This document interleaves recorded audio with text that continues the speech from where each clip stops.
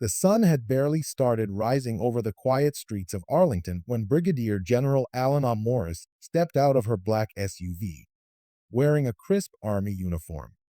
Her metal shimmered under the early morning light as she walked toward a community center where she was scheduled to give a speech on leadership and resilience to a group of young cadets. But before she reached the entrance, two patrol cars pulled up fast, tires screeching, doors flung open. A pair of young white officers jumped out, hands already on their belts. "Ma'am, step away from the vehicle. Hands where we can see them." General Morris froze in place, stunned. "Excuse me?" she asked, calm but confused.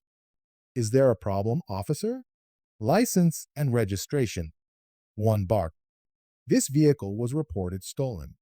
Her eyebrows raised slightly. "That's my government-issued vehicle," she said slowly, "and I am General Alana Morris, United States Army." "You've got the wrong. Turn around," the taller cop interrupted, now behind her. "We're not gonna ask again." Despite her attempts to explain, within seconds, the officers had twisted her arms behind her back, ignoring the shouts from a few bystanders now pulling out their phones. "Sir, please check my military ID," she urged as her wrists were cuffed tightly. "I outrank everyone in this zip code." "You are making a terrible mistake." But they weren't listening. The younger officer was already running her plates through dispatch, unaware the system would flag it as a DoD vehicle with diplomatic priority.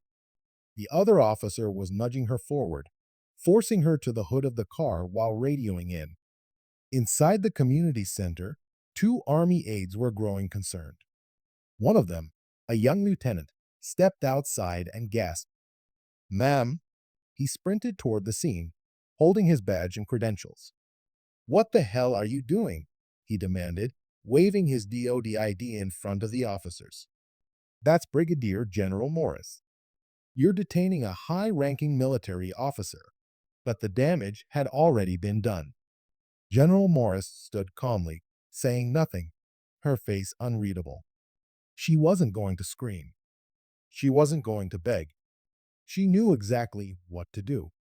Once uncuffed and inside the building, her hands still red from the metal restraints, she made one call. "This is General Alana Morris," she said into the phone. "Connect me to the Secretary of Defense." Now, back at the station, both officers were already feeling the tremors of their actions. The dispatch room was in chaos. Calls were flooding in from the Pentagon, from the mayor's office, and from Joint Base Andrews. Within 30 minutes, a black SUV with tinted windows arrived at the precinct. A stern woman in a tailored suit stepped out and flashed her credentials. "I'm from the Inspector General's office," she said. "Where are Officers Daniels and Beck?" They were summoned to the conference room, where they expected to be told to apologize and move on. Instead, they were greeted by three senior military liaisons, a representative from Internal Affairs, and a live video feed, General Morris's face on screen. "You made a choice," she said, voice steady. "You chose to ignore my identification, my uniform, and my words. You chose to see a threat instead of a leader. And now, I choose to hold you accountable." Officer Beck started to stammer, but was cut off. "This isn't about a misunderstanding," she continued. "This is about how deep bias runs.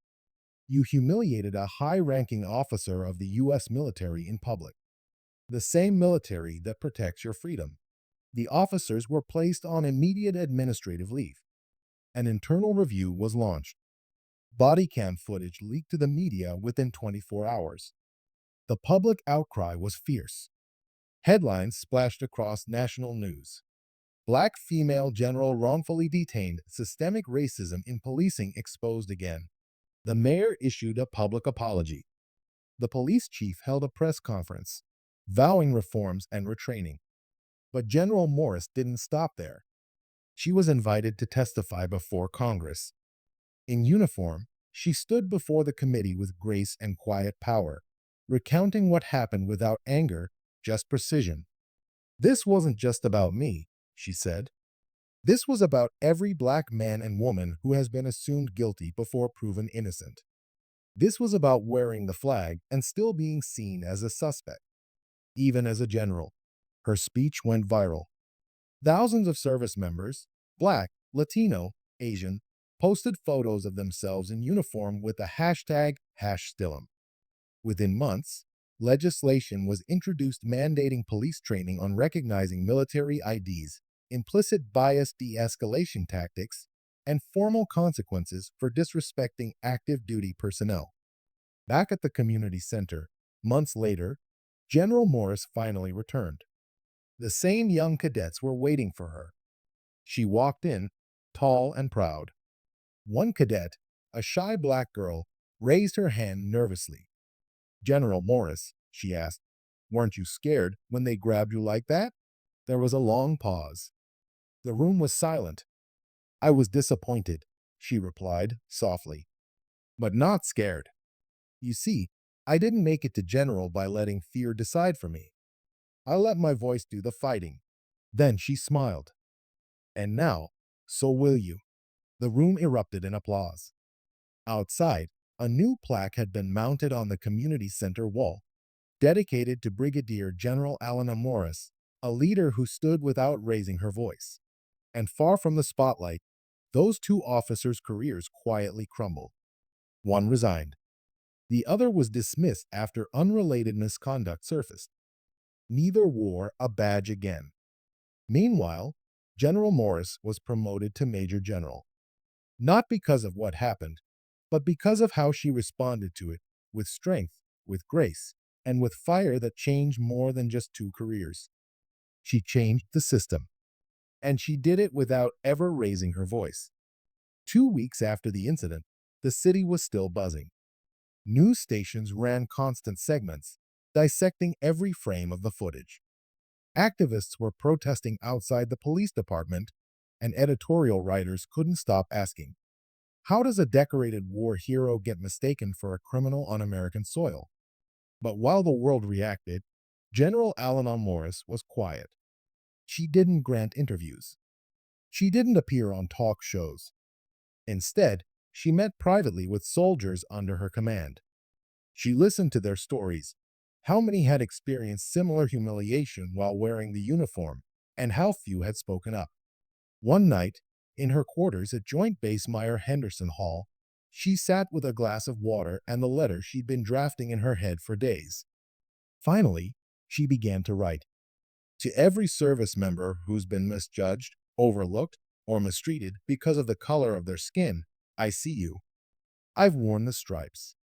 I've earned the stars. And still, I wasn't seen. She paused, then continued. But we're not asking to be seen. We demand it. She signed the letter and handed it to her aide the next morning. It was published as an open letter in the Washington Post, and it spread like wildfire. In the weeks that followed, messages poured in. A Black Navy chief in Jacksonville wrote, "I watched your video and cried. I've been in the Navy 26 years. I was just disrespected at a gas station in uniform." A Latina Air Force captain wrote from overseas, "When you stood before Congress, you spoke for all of us who wear the uniform but still get followed in department stores." Even white officers wrote her. A colonel in Georgia sent a short note. "I didn't realize how blind I'd been. Thank you." But not everyone was pleased. A thinly veiled smear campaign started online. Anonymous posts accused her of overreacting, politicizing a minor incident. One commentator on a major news network asked, why didn't she just comply and sort it out later? General Morris ignored the noise. Her focus was forward. In the Pentagon, she worked with senior officials to implement a national initiative, Operation Honor Guard. It was a training program designed to teach local law enforcement how to identify military personnel, how to approach with cultural competence, and most importantly, how to listen. She insisted the program be led by veterans of color. Meanwhile, back at the Arlington precinct, officers Beck and Daniels were feeling the pressure. Their desks had been relocated to the back of the office. No patrols, no gun, no badge. Only internal review meetings, psychological evaluations, and forced diversity seminars. Officer Daniels, the younger of the two, was unraveling. She said she was in the army, he muttered during an interview. But we get fakes all the time. How was I supposed to know she was legit? The investigator didn't flinch. She was wearing a uniform with stars on the collar, a nameplate, a government plate. She told you her name. What else did you need? Daniels looked down. Officer Beck, on the other hand, showed no remorse. He shrugged. I don't care what rank she is. We were doing our job. That's what we're trained to do. That statement would later be played at a disciplinary hearing as the moment that sealed his fate. As the internal review wrapped up, the police chief held a final closed-door meeting. The problem, she said, pacing the room, isn't just those two. It's the culture. We've allowed a culture where ego and assumption overrule facts and respect. Reforms began immediately. Mandatory ID recognition training, better coordination with DoD vehicles, suspension without pay for those who disrespected chain of command. But still, the real transformation was happening quietly elsewhere. General Morris visited military academies across the country. In Atlanta, she stood before a group of young black cadets and shared her story for the first time in full. They didn't cuff me because I was suspicious, she told them. They cuffed me because I didn't fit the story in their heads. Because to them, a black woman in a government SUV couldn't be a general. That's the root of the problem. We're not in their version of the story. She paused, then asked, but who gets to write the story? The room was silent. You do, she said. You write it with every promotion you earn, with every salute you give, with every battle you fight on the field or in a parking lot. A few cadets wiped their eyes. One stood and saluted. Slowly, the rest followed. She didn't cry. She just nodded. Later, walking alone down the academy halls, she noticed a new mural being painted. Her face was on it, beside the words, "Courage is refusing to stay silent in uniform."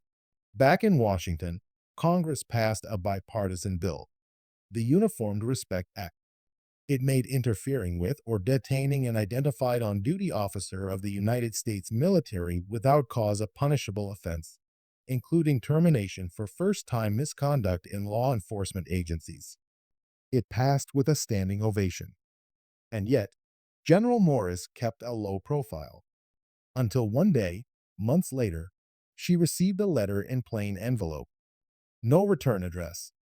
It read, I was there that day. I didn't speak up. I watched it happen and I froze. I'm sorry, but I'm learning. Thank you for doing what I couldn't. She folded the letter slowly. She didn't know who wrote it, but it didn't matter, because somewhere, someone had changed. And that's what she fought for, not revenge, not headlines, but quiet transformation. Years later, after she'd retired, a young black woman entered the army and rose through the ranks quickly. On the day of her own promotion to general, she was asked who inspired her. She smiled. Alana Morris. She made the world look twice. At the ceremony, her final salute was to a framed photograph of General Morris, now displayed at the National Museum of African American History and Culture. Underneath it, the plaque read, She didn't shout. She didn't threaten. She stood tall, spoke clear, and the nation listened. In a world full of noise, General Alana Morris had become a symbol of a quieter kind of strength. The kind that doesn't need to yell to be heard. The kind that changes policy, rewrites laws, and makes sure that the next little girl in boots and braids knows. She can be the story, not just the footnote.